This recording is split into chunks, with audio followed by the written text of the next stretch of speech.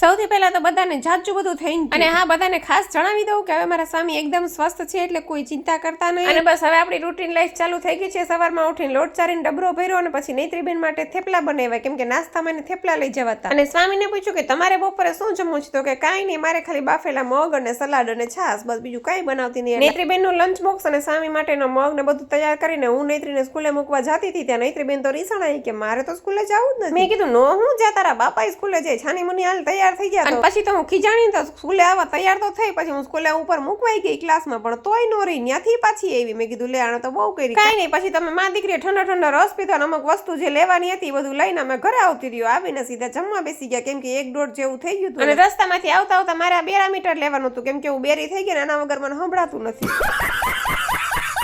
અને જમીન પછી મેં તો પ્લેટફોર્મ સાફ કર્યું, વાસણ સાફ કર્યા, અને કચરા પોતા અમારે ગટુએ કરી દીધા. જો કેવા કચરા પોતા કરે ઘસી ઘસી.